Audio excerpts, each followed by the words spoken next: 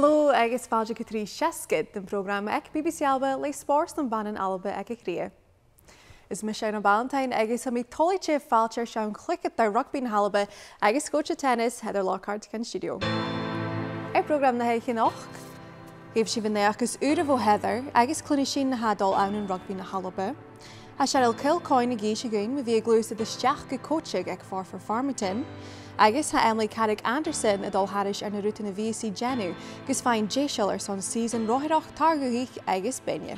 Heather, welcome back to 360. Thank you very much. I know you have been so busy. You have been here, there and everywhere. Can you just tell us what you've been up to? Yeah, just saying, well, the Six Nations has started now. I did a wee bit of commentary for the men's under-20s as well in Italy, so that was really exciting. So, and a bit of coaching, my school's coaching, Easter holidays just now, so, but yeah, lots of different bits and pieces, so it's really exciting. I know you have been very busy with the Women's Six Nations. We're actually on a kind of rest weekend. We've then got 3 more rounds to come up. So for the first 2, how would you assess Scotland's performances so far? Yeah, well, the first 2 matches, the first match was against England at Newcastle, Kingston Park, sold out, nearly 10,000, over 10,000 fans there, which was just brilliant. Scoreline was 58-7, 10 tries to England. Chloe Rowley getting a fantastic try in the second half with Helen Nelson converting. So a really tough match to start with, but 2 new caps as well that day. Fran McGee on the left wing and Beth Blacklock as well in the centre coming on. So some really fantastic opportunities to blood new players this tournament post World Cup. New cycle, all teams have got a few injuries, a few retirements, etc. And then just at the weekend there against Wales, an absolutely ferocious battle. Ended up 34-22 to Wales, but 12-10 at half-time in anyone's game, and Lana Skeldon coming out top tackler with 32 tackles that match, so it's just phenomenal. So yeah, lots to look forward to for the next 3 matches coming up. The Wales game was brilliant to watch. It was kind of end-to-end rugby, and Scotland were looking good. Would you say, I mean, you've watched the Scotland squad for so long, there have been so many changes recently. Were you quite happy with how they performed on Saturday just past?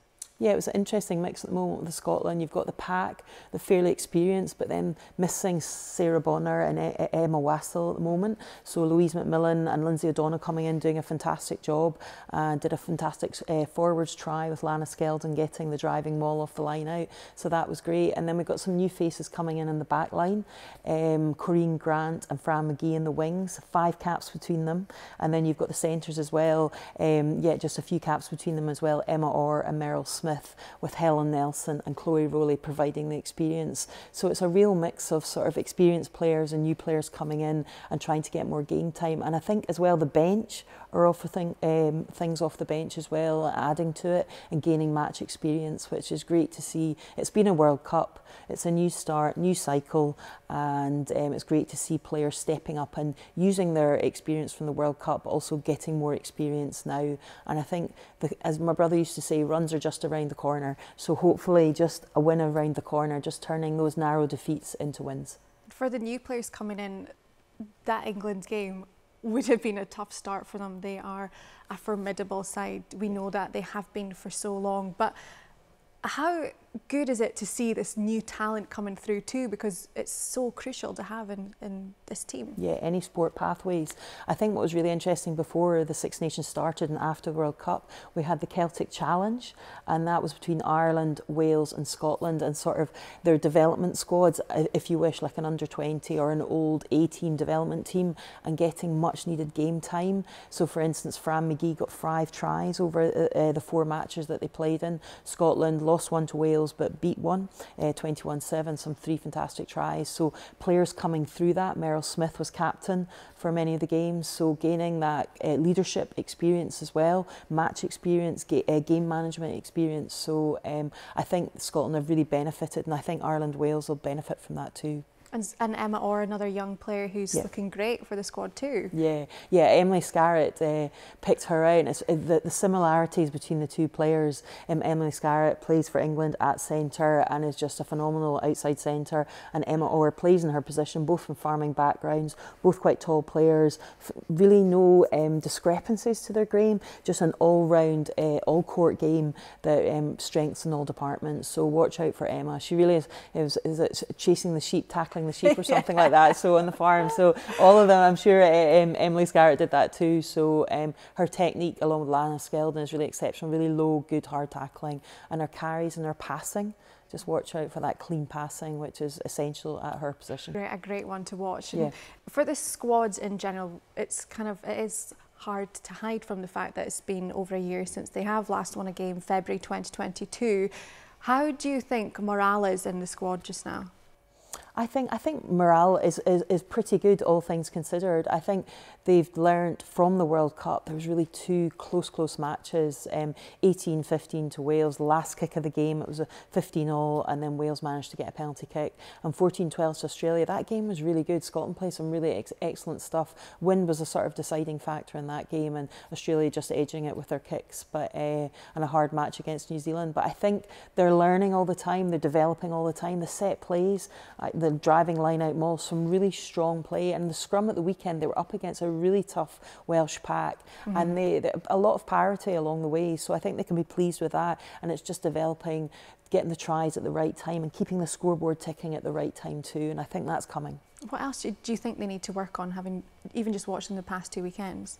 Yeah, I think just keep going the way they're going, and I think 12-10 at half time, and just keep the scoreboard ticking and keep going for those set plays, and just a few unforced errors, but each team's going to have that, and the penalty count's been good as well, so just like ironing out a few things, for instance at the line out, just go for banker balls, just keep the consistency and backing themselves. Lana Skeldon talks about belief, and they've got that belief, so it's how to transfer that belief and the practicalities of negotiating the game, and I think they're getting there. That's the thing, because on paper, as we know, it's been so long since they last won a match, even although some games have been quite close, but the team still seem really positive, which is obviously good for them going ahead. Yeah, and I think this is a new thing, and I think we've got coming up, if we're looking ahead, we've got France, Italy and Ireland. And Ireland, results have not been going on there. That would be one Scotland in targeting, and I think Italy too. And France on their day, away to France, that's always a hard ask. They're going to Bruidhinnidh, northwest of France, so in Vannes. So yeah, I think they'll just be relishing that opportunity. I mean, the fans there, it's a ferocious atmosphere. The French love it, don't they? Absolutely. It's amazing how the whole sort of community gets behind it. The mayor comes out, etc, etc. So, but I think Scotland, I think they're learning how to play high intensity games, and as I say, we've got maybe Jade Conkle-Roberts to come back. We'll see how that happens. She's coming back from injury, so we'll just see if she makes the last few rounds, so that will add to the pack as well. That would be great, and hopefully we're talking about a win soon. Okay, great stuff. We'll have Cheryl Kilcoyne ag Forfar Farmington úniar falla von a game, nuair a haring a club amach as a fríomh líg bec an hísnarás. And is ha Cheryl rás a cluich le skipa úr Forfar Farmington, agus ha Cuideachd a coachig na skipa achge fo déich bliana agus. Hel sinne Cheryl gus túlia go chluinchin when tlia eichge an a balcóise.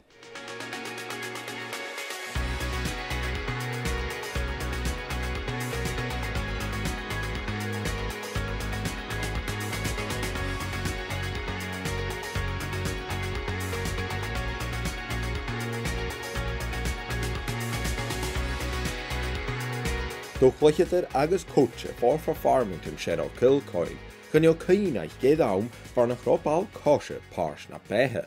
My dad and brothers, they all played at some point at different levels. So I've always been around football. It's never really been something that I've got into. It's just always been there. And then with school and playing with my friends around the streets and stuff, back gardens and things like that. So it's kind of always been there. I wouldn't say there was a specific time where I felt, I got into it. Bha game dún an a córta bhí Cheryl a chud is múnich mi géon dríoch san spárs. Gary sin gotá nó the hásaigh cluich de Forfar Farmington. That came later. That probably came through the pathway at Farmington. I didn't really know that you could go on and play further when I was younger, so probably about 14 when we started getting to play with the Prem team, that was kind of when I realised that I could progress further and there was opportunities to do that. So I have been here since I was 7 years old, and I used to play for a boys team, and with the boys team I didn't really get the opportunities to play. I got to train every week but never to play. My mum actually at that time worked with Colin Brown, who was the chairman, and he decided that he wanted to bring more players in and asked if I would join. And since then I've never looked back, and I've played at every level here, and probably more than once at different times. I played 17s on a Saturday, played some of the Prem games on a Sunday, so yeah, I've always been here, and it's just a club that I don't see myself ever leaving. Ha Cheryl y Kilcoyne nu dda triplet ag y clwb skip y farpysach o chwyd ymach o'n sy'n SWPL.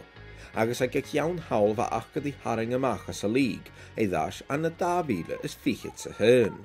Yeah, it was devastating actually for the club. I unfortunately had made the decision probably the season before that would be my last for some time, just personal reasons. Training was having to train more. There was just financially, it was difficult. We couldn't really compete financially either. So although we were really gutted about it, it probably came at the right time for the club. Just financially it wasn't possible to carry on with players coming from elsewhere, not looking really to play just for the fun that we were anymore. It was more for money, which is fair enough for them, but yeah. Okay, we're going to do a little bit of positioning and about moving on and off the ball like we've done the last couple of games. Fa beg anúnia ag Cheryl is fall of a ball cosha, ach gymal lua a siawi beg an smyrnichi, fa I fiachain idd obair-coidsidh. She came gynnysta y fawn hi, a fa Cheryl is on fiachain, gus laf a chwmal ystau ag y club. No, so Leah White, I played with one of my teammates. She coached the under-10s team at the time, and they were moving up to under-12s, and she decided that she wanted another person to come in. Leah and I are quite good friends, so I decided that maybe that would be something I could look into more. It's not something I ever really thought about. I wasn't sure if I would be good at it, and I think coming from Leah, who is a very good coach, it was nice to be able to slot in without feeling like the pressure was all on me. I was able to watch her for quite some time before I came into it, and yeah, it's been really good. I think it's seeing that it starts so early. You know, our girls are only, when I met them, were only 9 and 10, and the way they play football is, I could only have wished to have played like that when I was their age. Their movement, the way they understand the game. I think there's so much more about football now that they get exposed to that we never. And I really enjoy it. And you know, the girls are such a good laugh. They are. Drive us up the wall, but a good laugh. I'm still at the very beginning of my coaching career, so to say, and I hope to progress up the levels and take these girls on further. I really enjoy it at the moment. I'm not sure where it'll go, how long it'll last, but for now, I'm in a good place. So. Le Cheryl I ddash ag Forfar Farmington, gar o fata awn mas gai ffeinach yr oerson chiliog and skipper, is yet a dollar ddash go rain league ball caution. Yeah, when it was recreational, I just didn't feel like that was my level that I wanted to come back into. I just felt that I'd played at such a high level that going back to that, and you know, the girls are amazing, but for people not playing to playing at such a high level, I didn't really want to do that. So when I knew they were going to a league and it was going to be slightly more competitive, they did ask me a couple of times, and I was humming and haying about it, but I decided that, yeah, I missed the family aspect of it. I missed the friendships and being around other people all the time. Coaching's great, but you don't get the same feel as being a teammate. I think that's ultimately what took me back to playing. A lot of the girls that I'm playing with now, I've played with previously, so we all know each other really well. Yeah, it's been great fun. I think I've just came back to loving the game. For a while it was really competitive when I played Premier League, and it just was difficult when you're trying to juggle work, life and football. It became really challenging, so to be able to go back and play just for the fun and for the sake of playing, I really enjoyed it. So. A Cheryl and Dawchus and skipper a steach o gyddies mar unt yn friaf skipian on the ball caution and ban. Hathers it na season a haddi hearing. Yeah, I always knew there would be a team that came back. There was going to be, and we're going to climb. I know that is what we expect to do, is we want to progress further up the leagues. Will we ever be back at SWPL 1? maybe not, but never say never. But I think realistically, to get into championship, that would be our goal at the moment. Còmhla the Forfar Farmington ha Cheryl is dói óprach a lorach idir bé àibhisteach agus balla cóise, agus é dhéanamh fiúr de bhí feching chéal thoise chora mar coidse agus mar chluinnidh. Yeah, I think I was in such a difficult part of me that we really didn't want to leave, but coaching was the next best thing to not play in. It was less commitment and I still was in football. I never ever wanted to step away completely, that wasn't my goal, but realistically I just couldn't commit any more time to it. But yeah, I think every person who's played at such a high level, they don't want to step away completely. But no, I've really enjoyed it and hopefully it continues. Hopefully I continue playing and continue coaching and see where it goes. Heather, what a great young woman who fell back in love with football through coaching. What is it about coaching that gives you that feeling? Yeah, it was really interesting because she said there, for various reasons, she had to take a step back from playing high-level football and she didn't really want to. And then it was interesting that it was one of her friends said, well, why don't you come and give this a go? So I think she wanted it. It was the family atmosphere at Forfar. So it's just really great that she's got involved, giving something back. She obviously played at a very young age, can't remember not playing. And there she is with the under-10s, under-11s, under-12, giving back. And I think she gets real satisfaction. And she seemed very comfortable when she was coaching there. It'd just be quite natural for her. I think it's an environment. You know, she used to play in the back garden with people, you know, I mean, she's always played football. So I think it's just something that she knows and gets a lot of satisfaction from, I think, yeah. Did you watch that and resonate with quite a lot of what Cheryl was saying? Yeah, definitely. I think, like, especially at a club like that with the pathway, I think to be able to give something back is just immense. So yeah, I obviously coach at schools, etc., and see opportunities of all ages and all abilities as well. And that seems to be what she's doing there. I mean, from their website, it seems to be all sorts of matches going on, competitive opportunities. So the training and match play is fantastic. So they're obviously doing a great job. And I think she said she wanted to be part. It was her teammates as well. That's what took Rebecca back to playing. So I think coaching as well kept that link for her, which I think is really important. It's brilliant. I mean, for coaching, for you do a lot of coaching. Yeah. What are the skills, what are the main attributes that you need to be a good coach? I think empathy is one. I think you have to be a people person. I think a lot of coaches talk about coaching people rather than coaching the sport. Yeah. And I think that's, being sort of how people operate within a team or individual and what their needs are. And I think if you're meeting their needs and how to gel everything together. And I think there's also the technical side, and she's obviously very good at the technical side as well, having played at a high level. So I think it's coaching the person as well as the sport. Cheryl's also mentioned about when you play at a high level, it's difficult to walk away from the sport. Would you agree with that? Yeah, I think being involved in various ways. I think sometimes your role just changes. You know, sometimes you're the young one picking up all the balls at the end, and then sometimes you're older one picking up all the balls at the end. But like, there's different roles and responsibilities, and I think how you view as well, how you can impact the team as well. So I think very much so. There's different ways. Like, I'm doing some commentary at the moment as well, and I think she probably likes playing, and it's interesting how she wants to keep both going, her coaching and her playing, and yeah, that resonates with me as well. There's different ways you can do, but you like playing the sport as well. So, and it seems she seems to be not competitive, but then she is competitive. Yeah. She's like, oh, we'll just go and do this, and actually they're top of the league at the moment in the North League, and like they're aiming for the championship. So it's really interesting how she's maybe come back refreshed and given her a different dynamic. So that's really interesting too. Yeah, good luck to them. Yeah, absolutely. And great to see the team enjoy football again, and the pressure's off a little bit, so they can focus on kind of improving and moving up the ranks again. If we stay on the kind of coaching route, things have changed at Scotland recently. We go back to the rugby. The players have contracts, professional contracts. 28 professional contracts were awarded in December. What kind of change do you think that brings to the squad? I think the main thing is time. I think before they were juggling lots of different things, and I think it's time. And someone said you can only do so much training, but it's the recovery, the analysis, all the additional bits and pieces, and the rest as well. You know, post, if there's been a big game, you can take that extra time rather than going to the next thing. So I think that, but I think the results wise, that will take a wee bit more time, you know, over the next year. There's another tournament coming up, the WAXV tournament. It's like a world league happening in October. So I think everyone's daily lives has almost changed a bit, so it's settling into a new routine, and I think like the results will come 6 months, a year down the line. So, but it's just amazing to have 28 contracted players. I mean, it really is. You know, I think it'll probably take a while to sink in. That's really, you know, a real starting point for the next generation sort of thing. So it's hopefully, and all the teams, this first Six Nations is all the teams have got contracts. So everyone's raising the bar, which is great to see. They totally are, and that's the thing with the contracts, like you mentioned, the time to see the results. Fans probably would expect to see results instantly. It's not going to be like that. Like you say, it's getting used to this whole new environment and whole new way of playing and working. Absolutely. They're working with a sports psychologist now, which is a new thing for the Scotland team. How much do you think they needed that?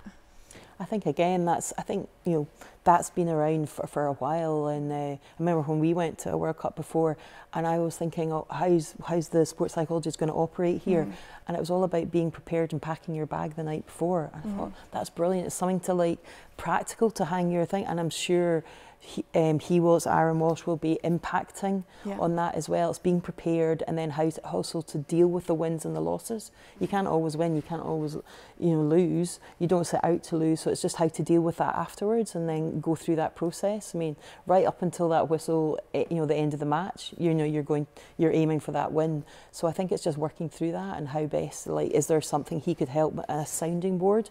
But it's quite practical tools as well, which I think sports psychology is really helpful for, just like all the different facets. I think most teams now, professional teams, that's very much use that, both for individuals, might be an ear just to talk to, but also how to work as a team and leadership as well. There's so many different bits and pieces, so that's great to see that that's been utilised. It totally is, and again, hopefully we'll see that the results then come on the pitch from everything that they're working on soon. Yeah, absolutely. Great. Thank you. Well, in tam am na neis cloingin bhó Emily Carrick-Anderson ag gaf páirt an farpris cyclocross na Cuideachd Cuideachd. Ha inis Jessica gur son an nachhísan agus sé fein seachat tíanas an nuaí ha has de gamist na gemachan Olympicach sa bliana chin rihéin.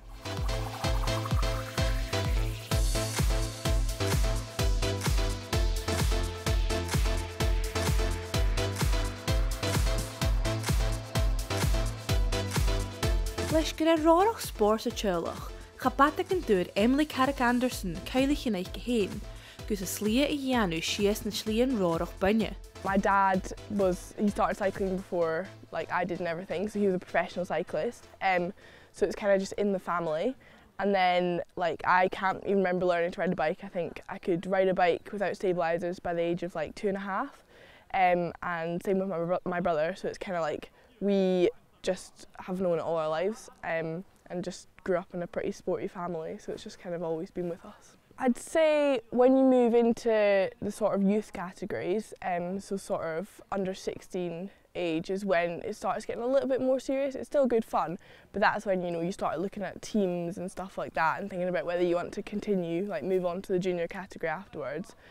So probably about the age of like 14 is when you start like maybe training a bit harder and stuff like that. I never really had like that one moment where I was like, this is what I want to do, because it's kind of just always been so normal to me just growing up. I was always thinking I wanna be a professional cyclist. Obviously the more recent years I have been more thinking like, do I want to go to uni or do I want to actually like pursue this? But I think it's definitely something that I want to try and continue doing for as long as possible. So Cuideachd Ruthaireachd agus rárach beinne ha Emily farpis in a cyclocross. Sports na furas de idir. So they are very different sports. There's completely different things in them. So mountain bike is a summer sport. The season is in summer. Cyclocross, the season is in winter. Mountain bike, you're obviously on a mountain bike, which looks like this. And then cyclocross, you're on, it looks like a road bike, but with mountain bike tyres, a little bit thinner, but they're still knobbly. And basically cyclocross, you're in a muddy field or something like that, and you're having to do around a 45-minute race where you're having to get off your bike, lift it over obstacles like hurdles, lift it up steps, carry it. Sometimes you're running, if the mud's too thick, you have to run through the mud. Whereas mountain bike is a very on-bike sport, tends to be about an hour to an hour and a half race. It's more longer hills and longer descents, whereas cyclocross is a flatter sort of thing and it's like a shorter amount of time but a higher intensity, whereas mountain bike you're kind of got long efforts on the uphills and then you're kind of technical descents and stuff like that. I'm training pretty much every day. I ride about 5 days a week and then do sort of gym twice a week. And obviously it's a lot of hard work and effort, but when you're thinking about it, all you're really doing is going out and doing what you love and just riding your bike. So it's not that much hard work until you have like 20-minute hill efforts, and then, you know, it gets a bit harder. My favourite part of it is just going down a hill as fast as I can. So like that's what I love about it, and just like the risk taking, and you know, you do just get a sort of rush of adrenaline when you're like going off like a massive drop or something.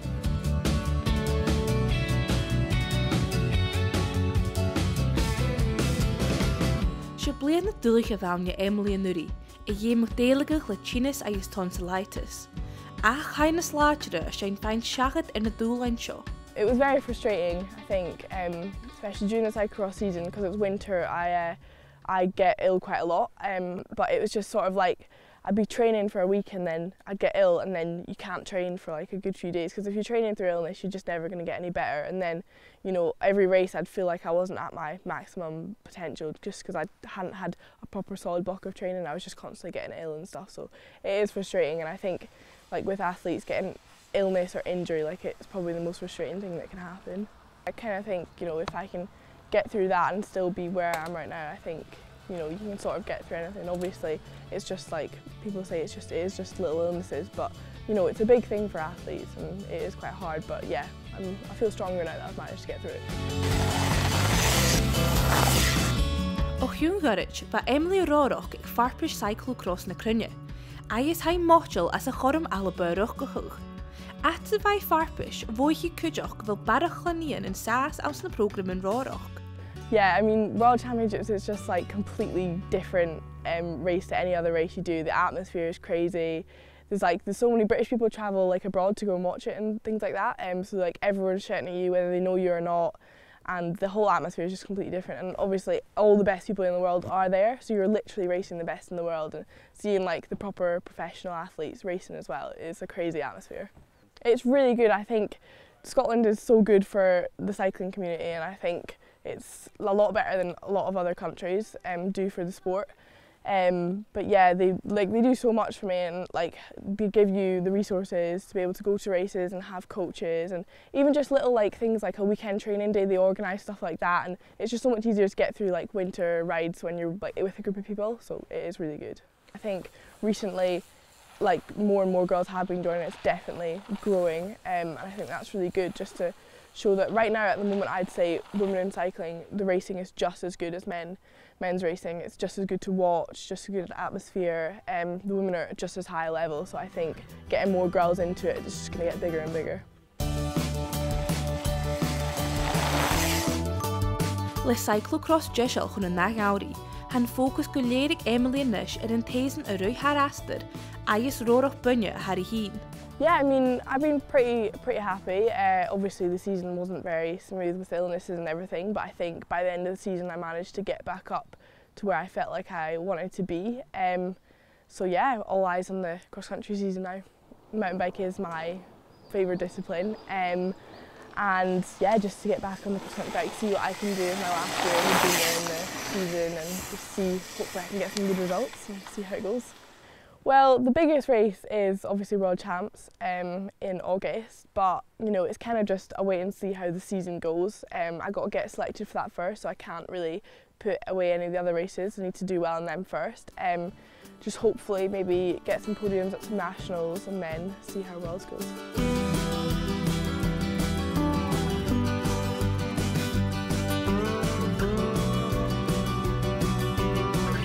Emily Cuideachd na páirt to skip a GB, agus ha nágus nóchgóch ag na Olympics in Tomley Teach.